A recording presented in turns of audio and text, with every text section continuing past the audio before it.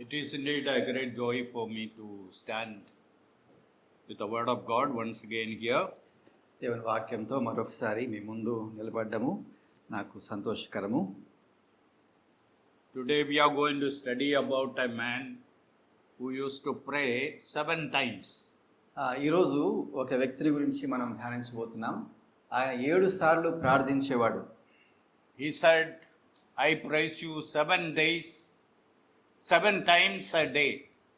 ఆయన 7 సార్లు నేను స్తుతిస్తున్నాను అని చెప్పాడు. Anybody knows who is that man? ఆ వ్యక్తి ఎవరో తెలుసా? He prayed 3 times. దావీదు. Okay, we'll read that verse. దేవుని వాక్యం మనం చదువుకుందాం. Psalm 119, 119వ కీర్తన 164. 164వ వచనం చదువుకుందాం. నీ న్యాయ విధులను బట్టి దినమునకు 7 మార్లు నేను నిన్ను స్తుతించుచున్నాను. Okay. We do not know who is this man who wrote Psalm 119. ఈ కీర్తన ఎవరు రాశారో మనకు తెలియదు. His name is not mentioned. This is an anonymous psalm. ఈ కీర్తన ఎవరు రాశారో మనకు పైన పేరు లేదు కాబట్టి ఎవరు రాశారో మనకు తెలియదు. But David used to pray 3 times a day. అయితే దావీదు 3 సార్లు ప్రార్థించేవాడుగా ఉన్నాడు. Where it is written? ఎక్కడుంది ఆ మాట? Psalm 55. 55వ కీర్తనకు వద్దాం.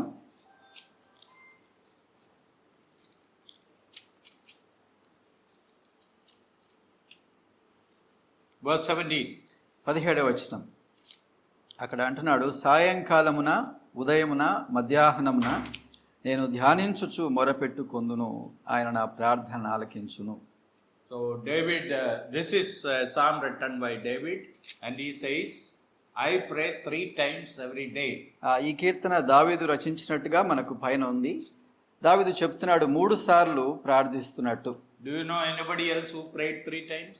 ఇంకెవరైనా 3 సార్లు ప్రార్థించినట్టు దేవుని వాక్యంలో చెప్పగలరా? Daniel. Okay, very good. దానియేలు. Chapter 6 we read like this. దానియేలు 6వ అధ్యాయంలో ఇలా As his రాయబడింది. custom was, he used to pray. He prayed 3 times every day. 6వ అధ్యాయం దానియేలు గ్రంథంలో ఆయన అలవాటుగా కదా ఆయన దేవునికి ప్రార్థన చేస్తున్నట్టుగా చదువుతున్నాం. You got the verse? 10 is it? Is it 10? యథాప్రకారముగా 10వ వచనంలో ఉంది ఆ మాట. అనుదినము ముమ్మారు మోకాళ్ళుని అని మనం చదువుతున్నాం దానియేలు గురించి. So Daniel prayed 3 times a day. కాబట్టి దానియేలు 3 సార్లు ప్రార్థించినట్టుగా చూస్తున్నా. And within this 52 years of Christian life, I have seen only one man praying every day 7 times.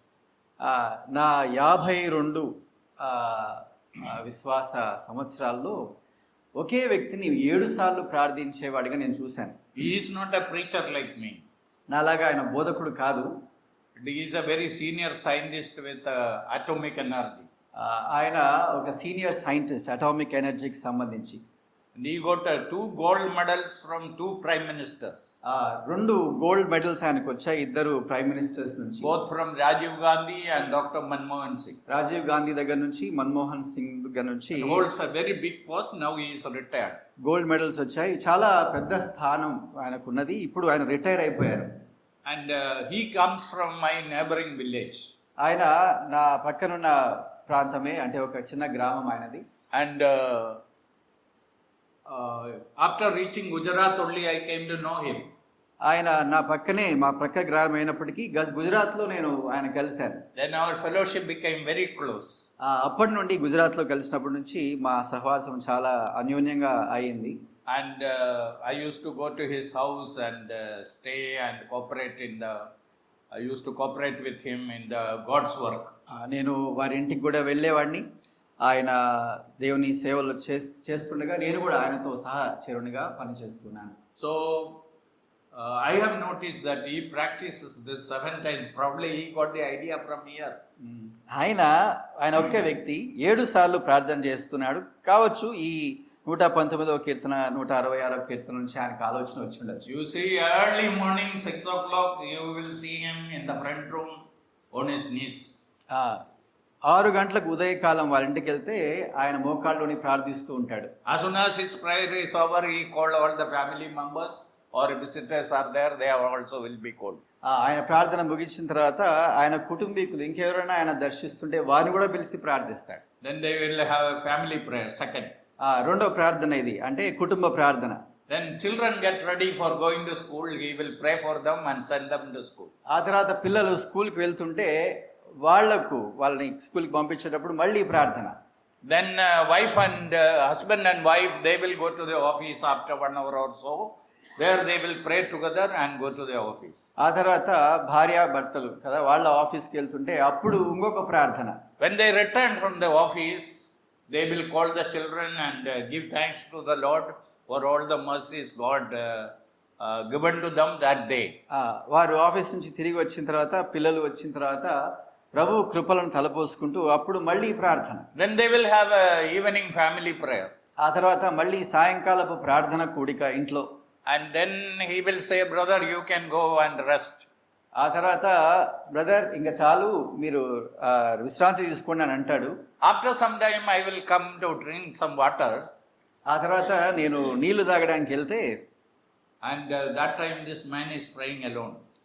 అప్పుడు మళ్ళీ ఇంకా ప్రార్థన చేస్తున్నాడు. ఆయన ఒంటరిగా ప్రార్థన చేస్తున్నాడు. I am not a person who is praying 7 times. నేను 7 సార్లు ప్రార్థించే వ్యక్తిని కాదు. Of course, during these years I have improved my prayer life.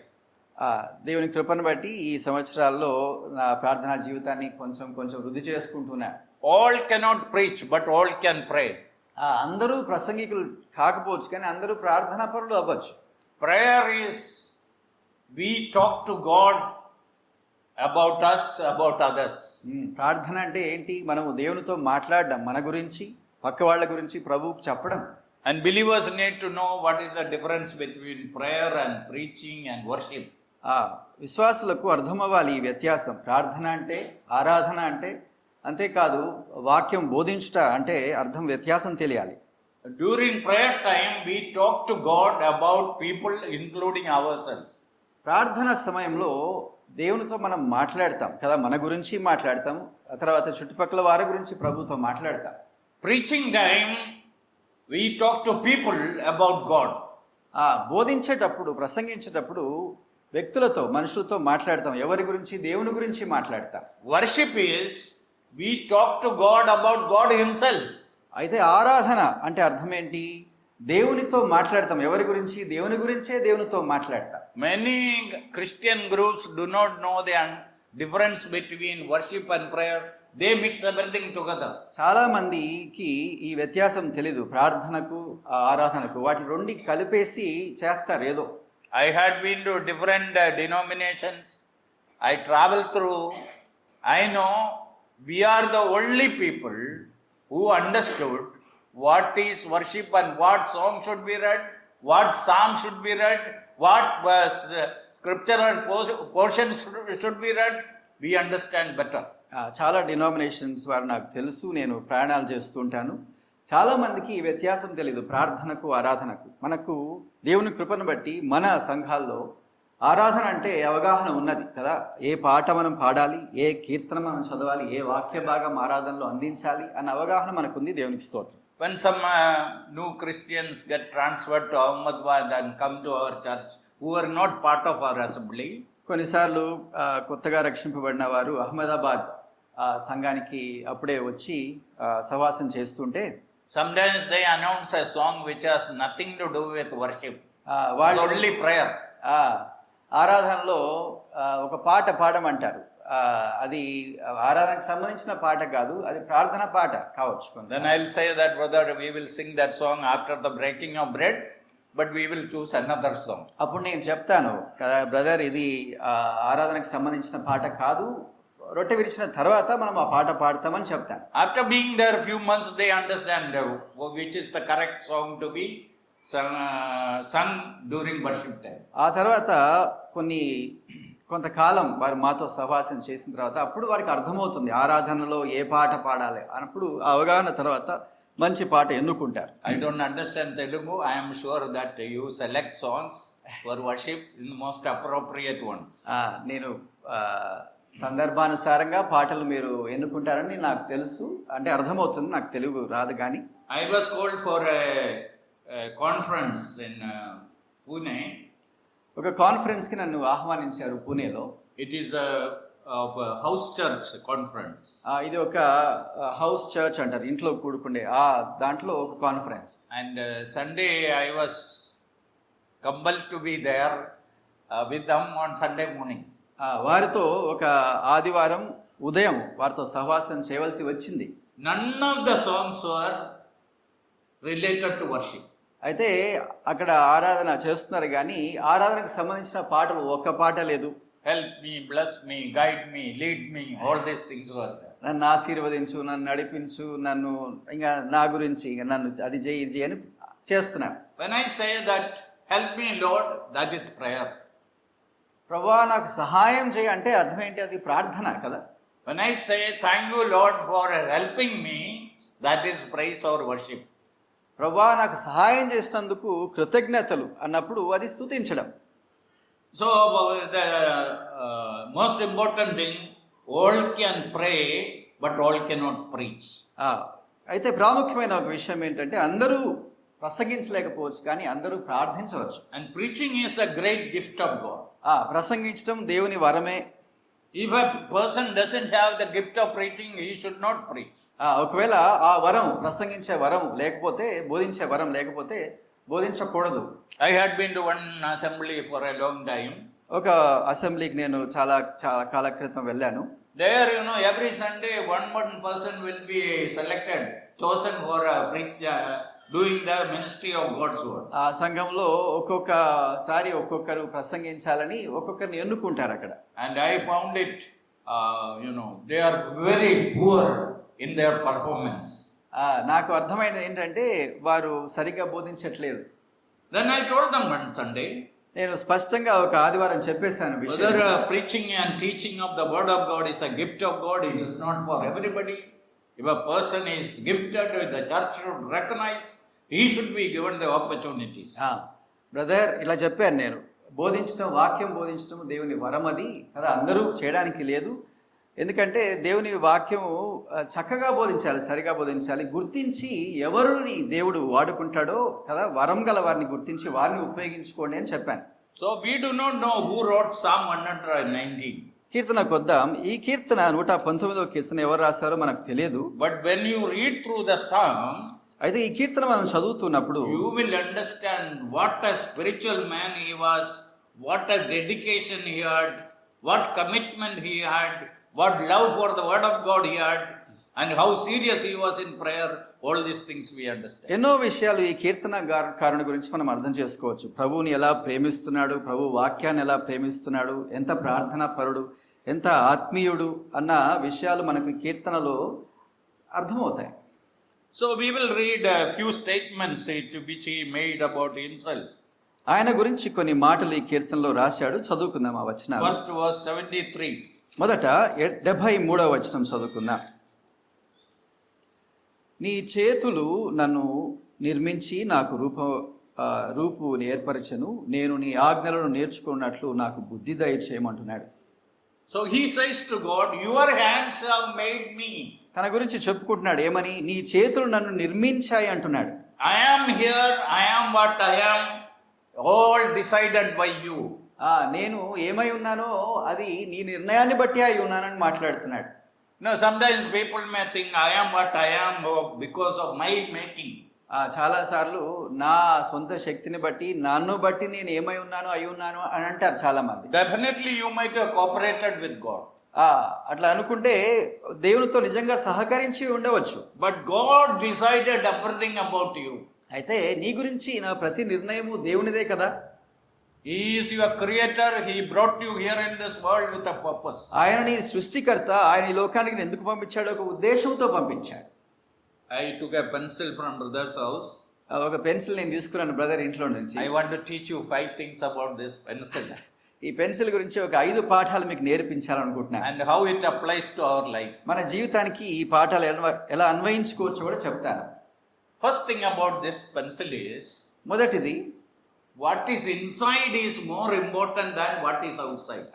బయటున్న కనిపించే దానికన్నా లోపలున్నదే ప్రాముఖ్యం అన్న పాఠం ఇందులో ఉంది. This pencil looks very beautiful, colorful. పైకి చాలా బాగా అందంగా రంగులు ఉన్నాయి. Our colorful it is, if inside is not properly made, it is of no use. ఎంత రంగులు బయట బాగున్నా కనిపించినా లోపల లేకపోతే అసలు ఉపయోగం లేదు ఈ pencil. First lesson in Christian life is this. క్రైస్తవ జీవితంలో ప్రాముఖ్యమైన పాఠం ఇది. What you are inside is more important than what you are outside. నేను బయట ఏమై ఉన్నానో, బయట ఎలా కనిపిస్తున్నానో కన్నా లోపల ఏమై ఉన్నానో అది ప్రాముఖ్యం. Sunday morning when we come for the meeting, Sunday morning లేకపోతే ఆదివారం ఉదయం దేవుని ఆరాధించినట్టుకు వచ్చినప్పుడు we press our clothes properly, మనం చాలా బాగా అయన్ చేసుకొని వస్తాం. apply oil and take a nice bath, మంచిగా స్నానం చేసి ఆయిల్ పెట్టుకుంటాం and put some powder. Powder కూడా వేసుకుంటాం. Today's world, there are many creams and other things. ఈ రోజు లోకంలో మీకు తెలుసు కదా, క్రీమ్స్ చాలా ఉన్నాయి. And some people make a lot of makeup also. Makeup చేసుకొని వచ్చేవాళ్ళు ఉన్నారు. And we stand before the mirror and say that, okay, I am fit and I am going for the meeting. అంతా వేసుకున్న తర్వాత makeup కదా అద్దం ముందు నిలబడి ఇప్పుడు బాగున్నాను ఈ మీటింగ్కి వెళ్ళడానికి అని అనుకొని వస్తారు కొంత. But I ask the believers, అయితే నేను విశ్వాసుల్ని అడుగుతాను, did you open the Bible today, this Sunday morning? ఆదివారం ఉదయం కదా దేవుని వాక్యాన్ని తెరిచి చదివావా అని అడుగుతాను నేను. Did you spend some time in the presence of God? దేవుని సన్నిధిలో సమయం గడిపావా? To God, what is more important? దేవునికి ఏది ప్రాముఖ్యం? If you didn't make any inside preparations, all this outward preparation is of no value in the sight of God. లోపల సిద్ధపాటు లేకపోతే పైన ఎంత సిద్ధపడినా అది దేవుని దృష్టిలో విలువైనది కాదు కదా. Secondly, when this pencil has to be used, it needs a sharpener. రెండవది, పెన్సిల్ నుంచి పాఠం నేర్చుకుంటున్నాం కదా, దీనికి ఏం కావాలి? షార్ప్నర్ కావాలి. Suppose imagine that this pencil has life. అనుకుందాం ఈ పెన్సిల్ కి జీవం ఉందని అనుకుందాం. When we sharpen it, what the pencil will say? ఇది బతికే ఉంది అనుకుందాం, దీంట్లో జీవం ఉంది అనుకుంటే షార్ప్ చేస్తుంటే పెన్సిల్ ఏమంటది? Oh, it's painful, stop it. ఒకవేళ దీనికి మాటలు వస్తే ఏమంటది? అయ్యాయా ఆపు, నన్ను షార్ప్ చేయొద్దు, ఆపంటది. God sharpens his people. అయితే రెండవ పాఠం ఏంటి? దేవుడు తన ప్రజల్ని ఏం చేస్తాడు? షార్ప్ చేస్తాడు, అంటే మలుచుతాడు. God allows you to go through various problems of life, very painful experiences. విశ్వాసుల జీవితాల్లో ప్రభు కొన్ని అనుభవాలు, కష్టతరమైన అనుభవాలు కదా, బాధ దుఃఖం గుండా తీసుకెళ్తాడు ప్రభు. Today I look back and praise God for all the problems he gave me. ఈ రోజు నేను దేవుని స్తుతిస్తున్నాను, నాకు ఇచ్చిన సమస్యలన్నిటిని బట్టి దేవుని స్తుతిస్తున్నాను. That time I murmured. సమస్యలు వచ్చినప్పుడు నిజంగా నేను సనిగాను. I said it is too much, I cannot bear this much. ప్రభువా చాలా ఎక్కువ ఉన్నాయి ఈ శ్రమలు, నేను భరించలేకపోతున్నాను చెప్పిన సందర్భాలు ఉన్నాయి. Today I look back and say that Lord, thank you for allowing me to go through all this painful experience. అయితే వెనుకకు తిరిగి నా అనుభవాలన్నిటిలో ప్రభువా నన్ను నడిపించావు, శ్రమ గుండా నడిపించావు, దుఃఖం గుండా నడిపించావు, దేవుని స్తుతిస్తున్నాను ఇప్పుడు. Thirdly, this pencil needs a rubber. Sometimes we get it with the pencil. Rubber. Eraser. మూడవ పాఠము, ఈ పెన్సిల్ ఉపయోగించినప్పుడు ఏం కావాలి? ఎరేజర్ కావాలి. నీకు అర్థమైందా? Why rubber is given? ఎందుకు ఎరేజర్, ఎందుకు రబ్బర్ ఎందుకు దానికి? When we write, we make mistakes.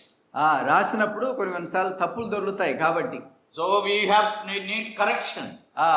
ఏం చేయాలి? సరి చేసుకోవాలి, తుడిపేయాలి, కరెక్ట్ చేసుకోవాలి. God wants to correct us. ప్రభువు మనల్ని సరి చేయాలని పూనుకుంటున్నాడు, ఆశిస్తున్నాడు. Some believers got saved, but they were not prepared for correction.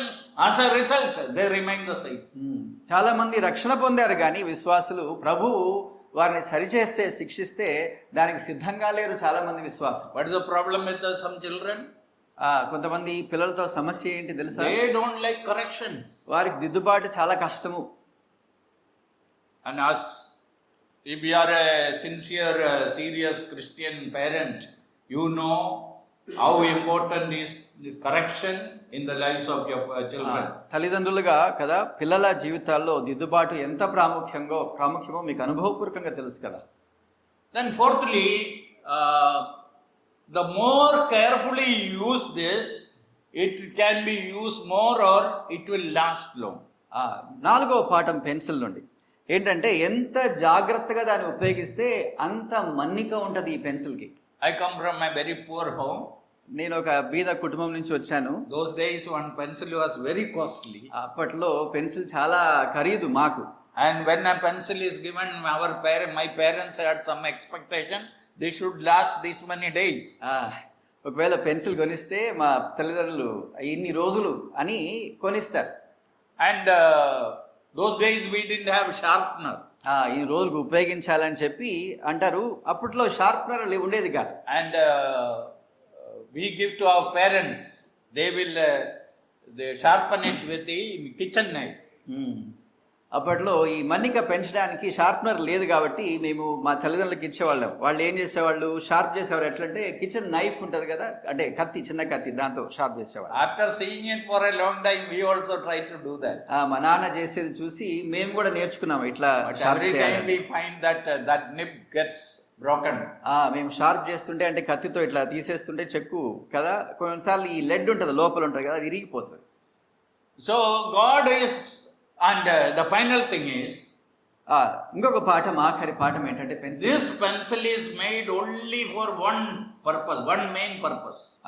ఈ పెన్సిల్ ఒకటే ఉద్దేశానికి కొరకు చేశాడు, ఒకటే ప్రాముఖ్యమైన ఉద్దేశం. Sometimes you can use it for minor things. కొన్నిసార్లు దేనికైనా ఉపయోగించవచ్చు, వేరే వేరే పనులు. If you want to call somebody like this, hello, listen, you can do like that.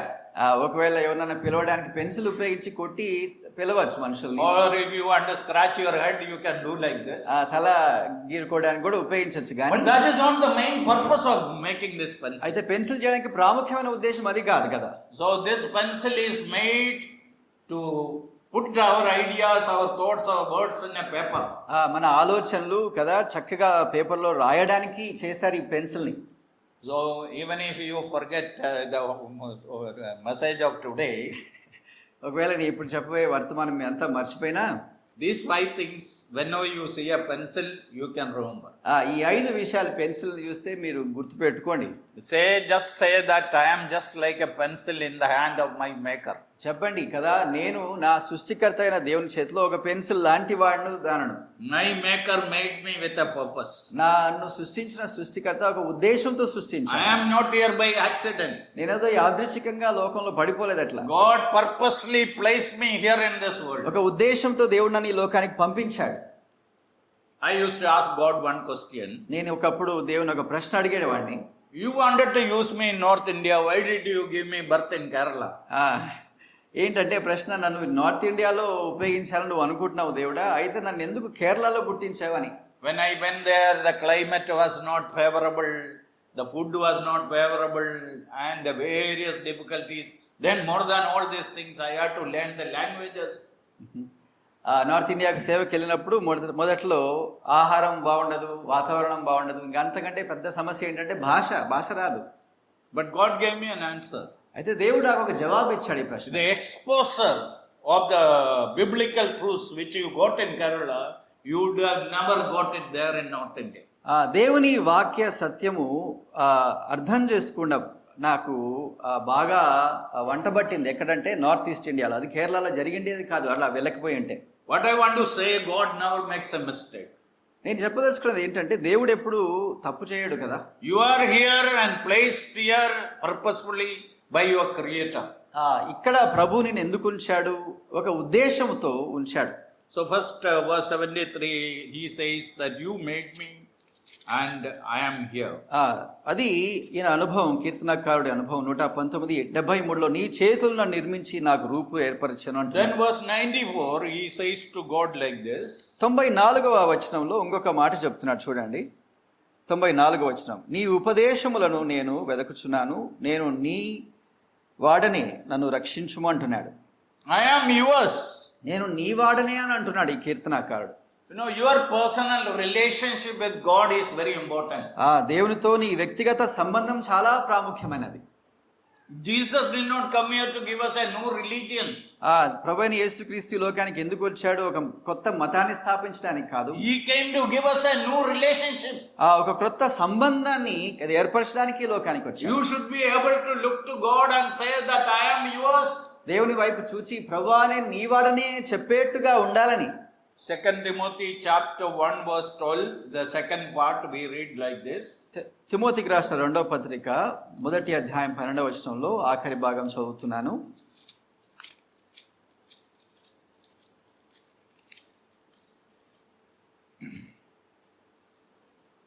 I know whom I have believed, and I am persuaded that he is able to keep what I have committed to him until that day.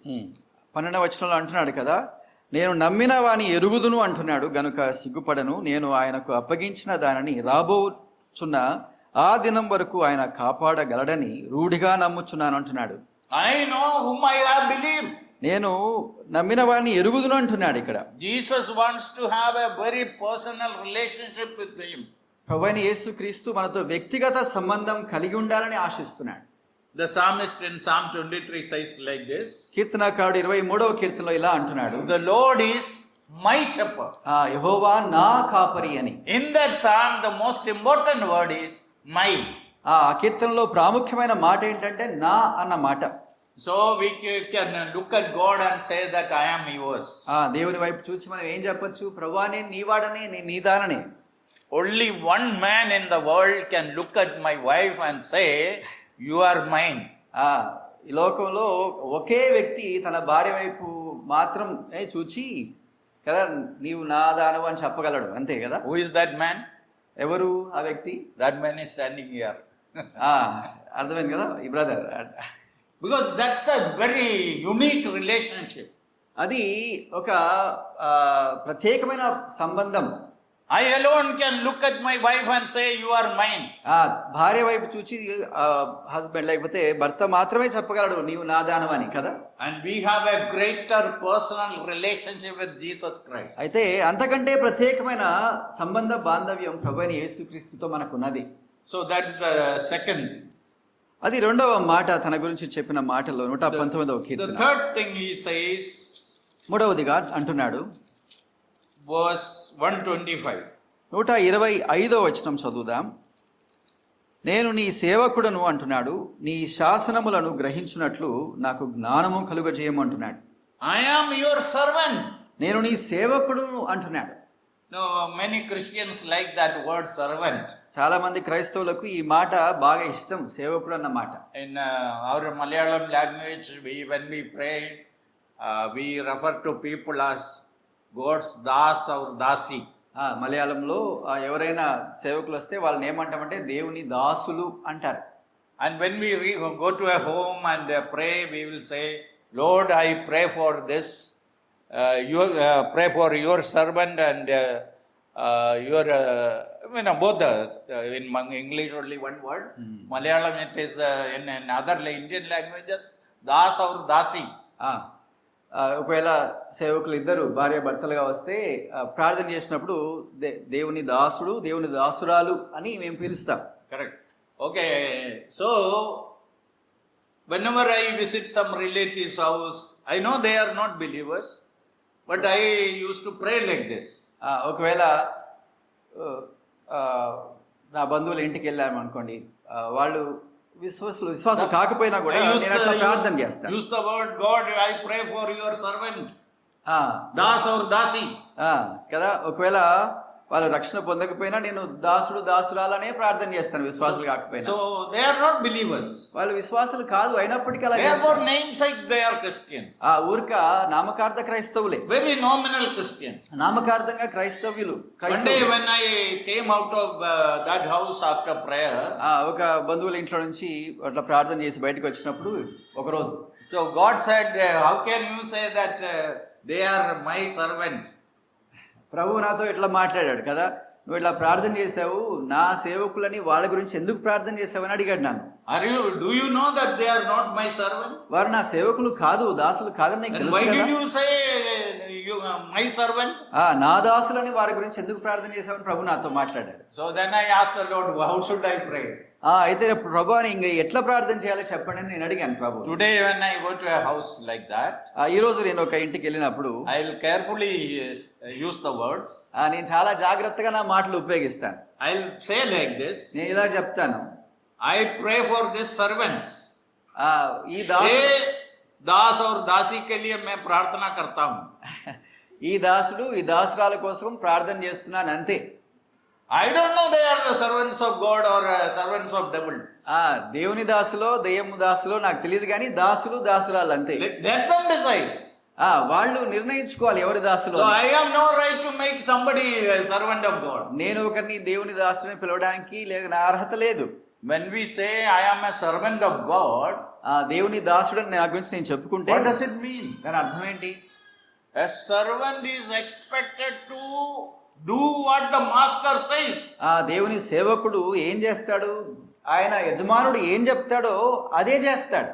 And even full-time workers have taken that name as a title, servants of God. సంపూర్ణ సేవకు సమర్పించుకున్న వాళ్ళు కూడా ఇటువంటి బిరుదు వాళ్ళకు ఉంది. దేవుని సేవకుడు అన్న బిరుదు వాళ్ళకు But ఉంటుంది. some servants of God are like Jonah. అయితే చాలా మంది సేవకులు యోనాలాగా ఉన్నారు. God says to go to the east, he is going to the west. ఒకవైపు తూర్పుకి వెళ్ళమంటే పడమరకు వెళ్లే వాళ్ళు ఉన్నారు. And if you are a servant of God, you have to obey what he says. ఒకవేళ దేవుని సేవకుడు అయితే, సేవకుడు అని పిలుచుకుంటే దేవుడు చెప్పిన మాట వినాలి, విధేయత చూపించాలి. In the Old Testament, when a Hebrew servant is to be sent back after 6 years. పాత నిబంధన గ్రంథంలో ఒకవేళ దాసుడు 6 సంవత్సరాల తర్వాత విడుదల పొందాలనుకుంటే, Numbers 25, I think.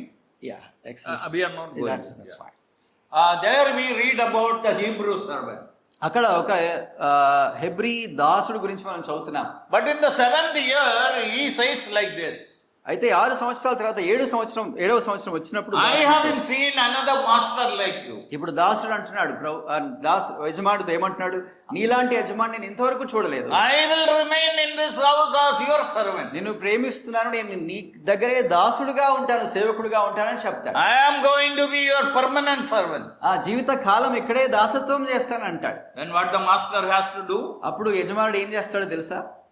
Take him to the door, ఒక door post, ద్వారబంధం దగ్గర తీసుకెళ్లి ఈ దాసుని and make a hole here on his ear.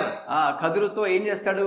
చెవి దగ్గర గుచ్చుతాడు. When people see that hole, అప్పుడు ఉంటది కదా ముద్ర కదా, ఎవరైనా చూసారంటే చెవి దగ్గర, they know that this man is the permanent servant of somebody. అప్పుడు ఎవరు చూసినా ఈ ముద్రను చూసినప్పుడు ఈ వ్యక్తి ఎవరికో జీవిత కాలం దాసుడు అన్న ఆలోచన వారికి కలుగుతుంది. Romans chapter 1 verse 1, Paul said, I, Paul, the servant of Jesus Christ. రోమిలకు రాసిన పత్రిక 1వ అధ్యాయం 1వ వచనంలో దాసుడైన వాడు అన్నట్టుగా పౌలు తన గురించి మాట్లాడుతున్నాడు. James says, his own Jesus brother James says, I, James, as the servant of Jesus Christ. యాకోబు కూడా ప్రభువైన యేసుక్రీస్తు సహోదరుడే, కానీ ఏమంటున్నాడు? దాసుడు అని పిలుచుకుంటున్నాడు తను. Jude says, I, Jude, the brother of Jude, the servant of Jesus Christ. యూదా కూడా ప్రభువైన యేసుక్రీస్తు దాసుడుగా తను పరిచయం చేసుకుంటున్నాడు. If you are a servant of God, ఒకవేళ నీవు దేవుని you are సేవకుడివైతే prepared to listen to your master and do things according to his commands. దేవుని సేవకుడు అయితే యజమానుని మాట విని ఆయన మాటకు విధేయత చూపించాలి. So God wants all of us to be his servants. ప్రభు మనల్ని అందరినీ అలా ఉండాలని కోరుకుంటున్నాడు, మనం దేవుని దాసులుగా ఉండాలి. And when I say that I am a servant of God, be sure that I listen to my master. He controls my life. I am here to do his will. ఒకవేళ నేను దేవుని సేవకుడిని అని అనుకుని నేను చెప్పుకుంటే కదా, నేను ఏం చేయాలి? ఆయన మాట వినాలి. ఆయన నన్ను నియంత్రిస్తున్నాడు కాబట్టి ఆయన నియంత్రణ క్రిందికి, అధికారం కిందికి నేను రావాలి. Then verse 141.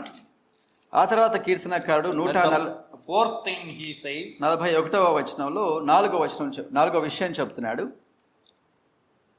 నీ నీతి శాశ్వతమైనది, లేకపోతే 141, క్షమించండి. నేను అల్పుడను, నిరాకరింపబడిన వాడను, అయినను నీ ఉపదేశములను నేను మరువను అంటున్నాడు. I am small and despised. తన గురించి చెప్పుకున్న నాలుగో విషయం ఏమంటున్నాడు? నేను అల్పుడను, నిరాకరింపబడిన వాడను అంటున్నాడు. So we are not big people in the world. ఈ లోకంలో మనం ఏదో గొప్పవారం కాదు కదా. Good to remind ourselves we are very small people. కొన్నిసార్లు మనకు మనం గుర్తు చేసుకోవాలి మనం అల్పులమని. Suppose all the rich people stand in a line. ఒకవేళ ధనికులందరూ ఒక లైన్ లో నిలబడుకున్నారు అనుకో, From Ambani onwards, అంబానీ నుండి where you will stand? మీరు ఎక్కడ నిలబడతారా? Where I will stand. ఆ లైన్ లో నువ్వు నేను ఎక్కడ నిలబడతా? And then all the beauty queens stands in a line. అందమైన స్త్రీలందరూ ఒక లైన్ లో నిలబడుకున్నారు అనుకోండి. All the beauty queens and handsome people, film stars, they all stand in a line. Film stars కావచ్చు, బ్యూటీ అంటే అందమైన వాళ్ళందరూ ఒక లైన్ లో నిలబడుకున్నారు అనుకోండి. Where are we going to stand? మనం ఎక్కడ నిలబడగలం చెప్పండి? All the intellectuals and most educated people, where are we going to stand? కదా, ఎంతో మంది జ్ఞానం కలిగిన వాళ్ళు చాలా మంది ఉన్నారు. వారి మధ్యలో మనం ఎక్కడ నిలబడగలం? We are all very small people. మనమందరం అల్పులమే. But what he says? ఇక్కడ దావీదు లేకపోతే ఒక కీర్తన, ఈ కీర్తన, I do not forget your precepts. నేను అల్పుడను, నిరాకరింపబడిన వాడును, అయినను నీ ఉపదేశమును నేను మరువను అంటున్నాడు. One of the greatest privileges God gave us this book. వరకు ఇచ్చిన పెద్ద ఆధిక్యత ఏంటంటే దేవుని వాక్యం మనకు కలిగి ఉండడం. మనం We could understand the importance of this book. దేవుని వాక్యము దాని ప్రాముఖ్యత మనం అర్థం చేసుకోగలం. We could understand the importance of obeying this book. దేవుని వాక్యము దానికి విధేయత చూపించడం ఎంత ప్రాముఖ్యమైనదో మనకు తెలుసు కదా. I don't know whether I said this example here. నేను ఇక్కడ ఉదాహరణ చెప్పి ఉన్నాను, నేను అనుకుంటున్నాను, చెప్పలేదేమో. See, this finger is called a small finger. ఈ చేయి చూస్తారు కదా, ఇది చిన్నది, చాలా చిన్న వేలు.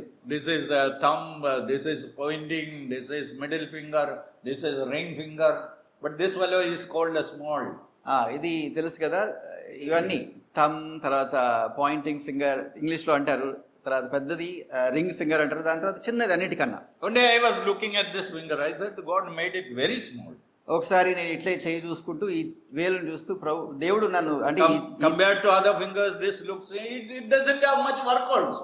ఈ చిన్న వేలును చూసి అసలు దీని మిగతా వాటితో పోల్చుకుంటే దీనికి పెద్ద పని కూడా లేదు. Then I had a little itching in my ear.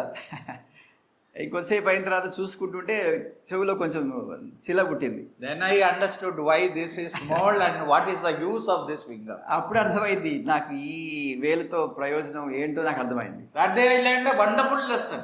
అది చాలా అద్భుతమైన పాఠం ఆ రోజున. And now whenever I put my finger like this, God needs small people. ఎప్పుడైనా నాకు చెవిలో ఇట్లా వేలు పెట్టుకున్నప్పుడు ఇదే పెడతాను. అప్పుడు అర్థమైంది ఏంటంటే దేవుడు అల్పులను కోరుకుంటున్నాడని. God purposely made us small. కొంతమందిని అల్పులుగా దేవుడు ఉద్దేశపూర్వకంగానే చేశాడేమో. And God has some purpose. అయితే దేవునికి ఒక ఉద్దేశం అయితే ఉంది. You are going to fit in somewhere. ఎక్కడో దేవుడు నిన్ను నిర్ణయించిన స్థలంలో ఆయన ఉంచుతాడు. So even if we are very small, we should say thank you Lord for your purposes. మనం ఎంత అల్పులమైనప్పటికీ ప్రభువా నీ ఉద్దేశాలను బట్టి వందనాలని ప్రభువును స్తుతించాల్సిందే. Then he says, ఆ తర్వాత ఇంకొక మాట చెప్తున్నాడు చూద్దాం. verse 19. ఇదే 119వ వచనంలో అంటున్నాడు ఒక మాట వెనకలికి. నేను భూమి మీద పరదేశినై ఉన్నాను, నీ ఆజ్ఞలను నాకు మరుగు చేయకము అంటున్నాడు. I am a stranger on the earth. తన గురించి ఇంకా ఏం చెప్తున్నాడు? నేను భూమి మీద పరదేశినై ఉన్నాను. Sometimes we hear the talk of people and lifestyle of people.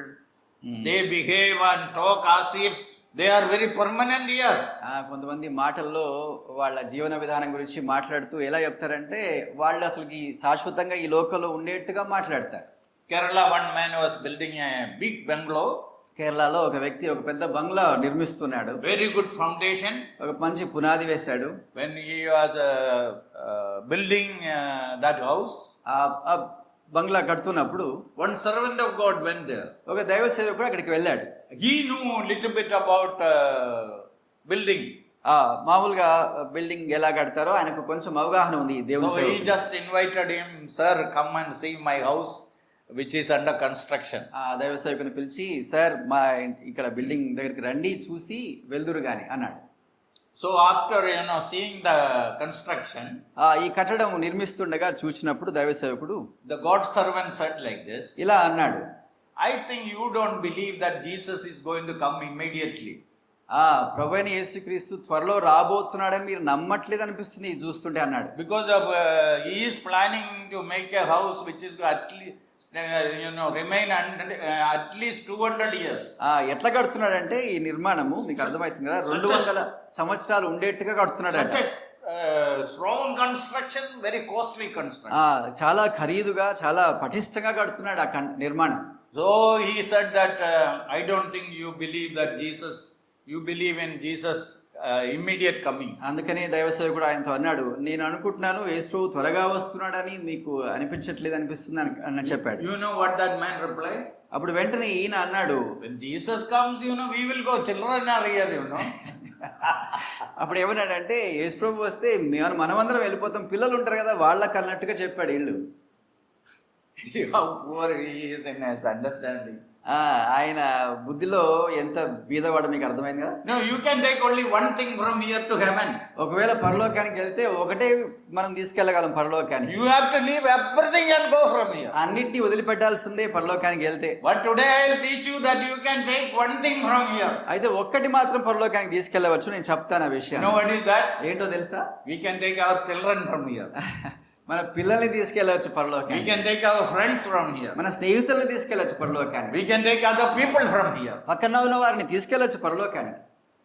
But what I want to remind, we are all strangers here. అయితే ఇక్కడ మనకు గుర్తు చేసుకోవాల్సిన విషయం, పరదేశుల మనం ఈ లోకంలో. We are not permanent here. శాశ్వతంగా ఈ లోకంలో ఉండడానికి లేదు.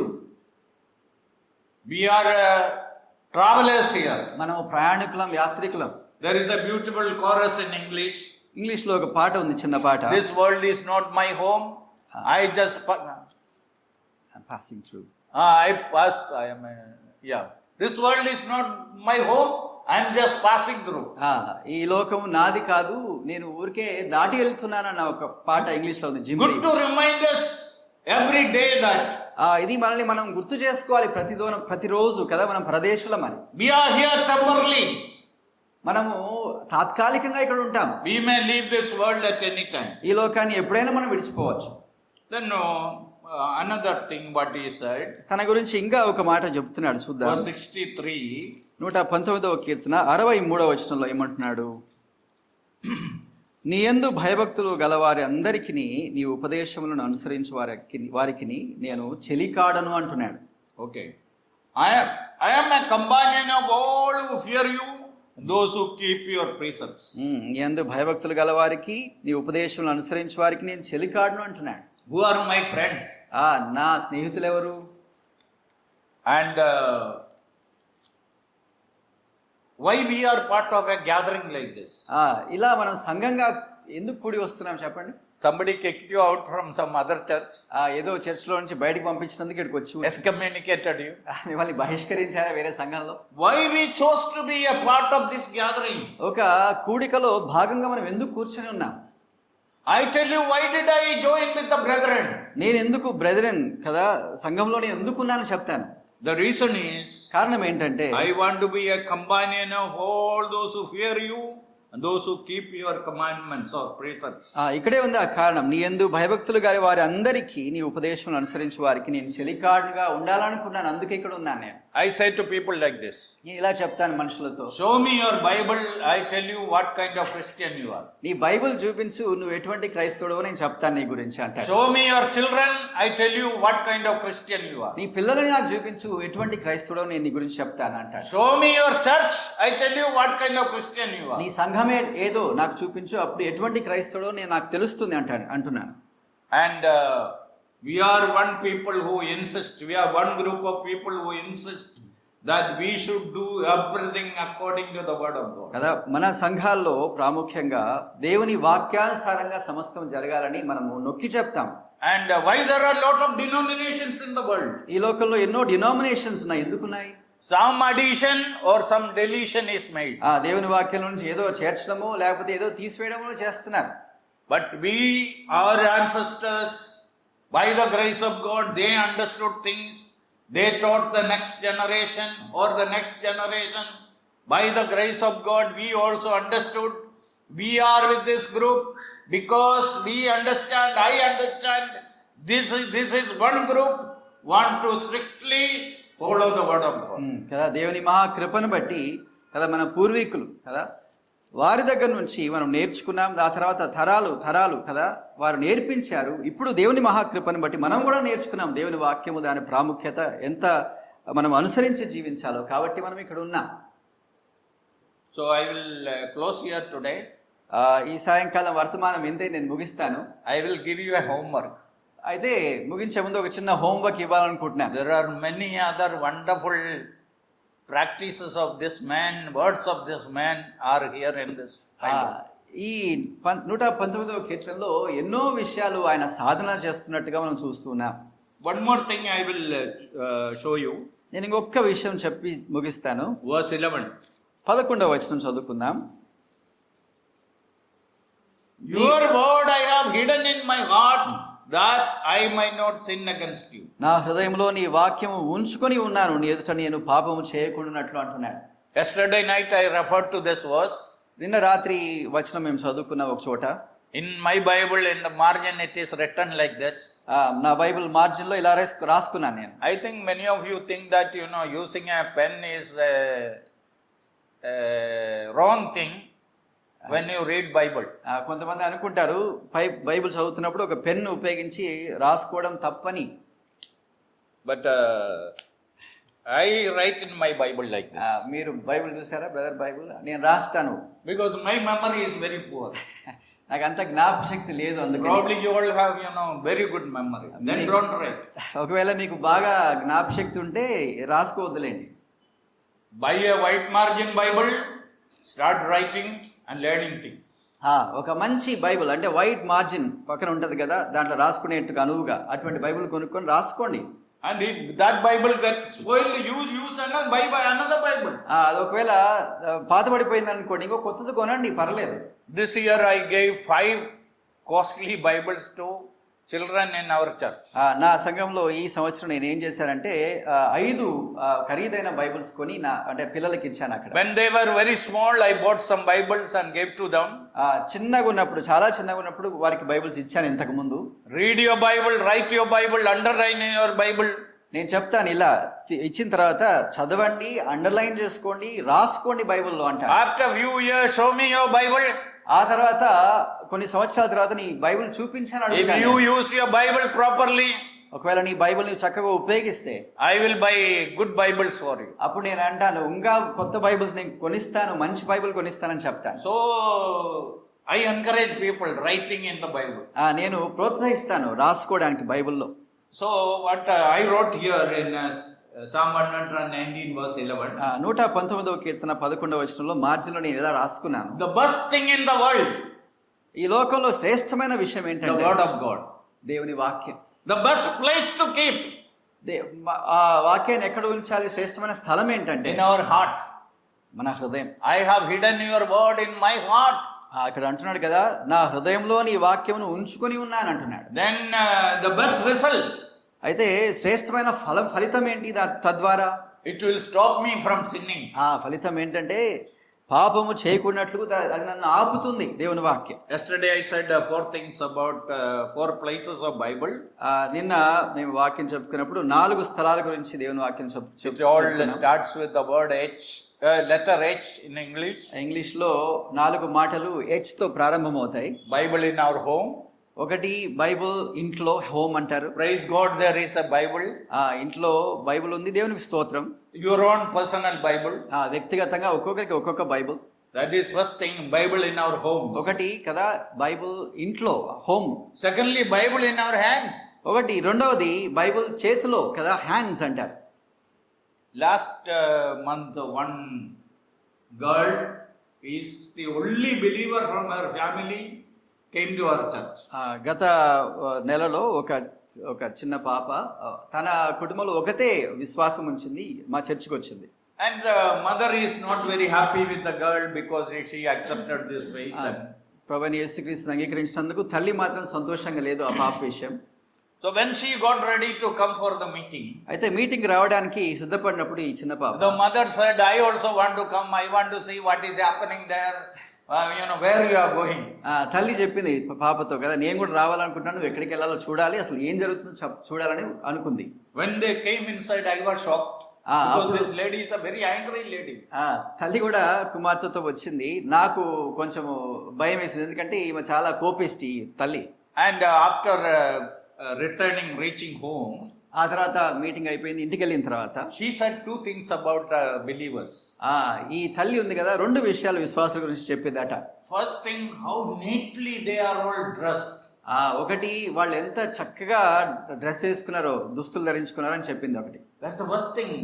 అది మొదటిది తల్లి గమనించింది. Secondly said, even a child had a Bible with her or with him. Why you didn't take your Bible? రెండవ విషయం తల్లి గమనించింది ఏంటంటే, ప్రతి ఒక్కరి దగ్గర చిన్నపిల్లలతో సహా ఒక్కొక్కరికి ఒక్కొక్క బైబిల్ ఉంది, నువ్వెందుకు తీసుకెళ్లేదు బైబిల్ అని అడిగిందంట. Bible in our hands. రెండవ విషయం ఏంటి, బైబిల్ మన చేతిలో. Take the Bible and read. Bible చేతిలో ఉండమంటే అర్థం ఏంటి, చదవండి అని. The third place of Bible is Bible in our heads. మూడవది ఎక్కడ ఉంచాలి బైబిల్, మన మెదడులో అంటే తలలో ఉండాలి. We should take this truths from the Bible and put it here. ఈ సత్యాలు, దేవుని వాక్యంలో సత్యాలు ఏం చేయాలి, ఎక్కడ దాచుకోవాలి, ఇక్కడ దాచుకోవాలి మెదడులో. The last place is our Bible in our hearts. నాలుగవది, బైబిల్ ఇంకెక్కడ ఉండాలి, మన హృదయంలో ఉండాలి, heart. So this man said, I put Bible in my heart. కీర్తనకారుడు అన్నాడు, ఏమన్నాడు, నా హృదయంలో ఉంచుకున్నాను బైబిల్ని, అంటే వాక్యం. I hide your word in my heart so that I may not sin against. నేను పాపము చేయకున్నట్లు నీ ధర్మశాస్త్రం నా హృదయంలో ఉంచుకొని ఉన్నాను అంటున్నాడు. What kind of man was he? ఎటువంటి వ్యక్తి ఈయన? We do not know his name. ఆయన పేరు మనకు తెలియదు. We do not know who wrote Psalm 109. ఎవరు రాశారు 119వ కీర్తన మనకు తెలియదు. Today I gave you few references which are saying what kind of man he was. ఆయన ఎటువంటి వ్యక్తో ఆయన గురించి తను చెప్పుకున్న మాటల్లో కొన్ని వచనాలు మాత్రమే ఈరోజు చదువుకున్నాం. What he said, let it be a challenge to us. ఆయన చెప్పిన మాటలు మనకు సవాలుగా ఉండాలి. Looking at God and saying, you are my creator, I am here because you brought me here. దేవుని వైపు చూస్తూ, ప్రభువా నీవు నన్ను నిర్మించావు, రూపించావు అని చెప్పి. Then looking at God and saying, I am yours. రెండవదిగా, నేను నీ వాడనే అని చెప్పిన whatever is my state, I am yours, I belong to you. ఎటువంటి పరిస్థితిలో ఉన్నా నేను నీ వాడను అన్న ఆలోచన. Then thirdly he says that, what is the third thing? I am a stranger. No. Servant. No, I am your servant. నేను నీ సేవకుడు అన్న అనుభవం. I am your servant. You are my master. నీవు నా యజమానుడవు, నేను నీ దాసుడను. Then I am a stranger here in this world. అంతేకాదు, నేను ఈ లోకంలో పరదేశిని. I belong to your kingdom. నేను నీ రాజ్యానికి చెందినవాడును. Then I am a small person. అంతేకాదు, నేను అల్పుడను. But I obey your word. అయినను నీ వాక్యాన్ని, ధర్మశాస్త్రాన్ని మరువను. Then finally he says that I hide God's word in my heart. ఆఖరిగా మనం చెప్పుకున్నాం కదా, ఏమంటున్నాడు, నా హృదయంలో నీ వాక్యమును ఉంచుకొని ఉన్నాను అంటున్నాడు. May these words be an encouragement and challenge to all of us. ఈ మాటలన్నీ కదా మనకు సవాలుగా, అంతేకాదు ప్రోత్సాహకరంగా ఉండును గాక. May the Lord bless these words. ఈ మాటలు ప్రభు దీవించును గాక. Thank you very much for this opportunity once again. ఈ అవకాశం ఇచ్చినందుకు అందరికీ వందనాలు.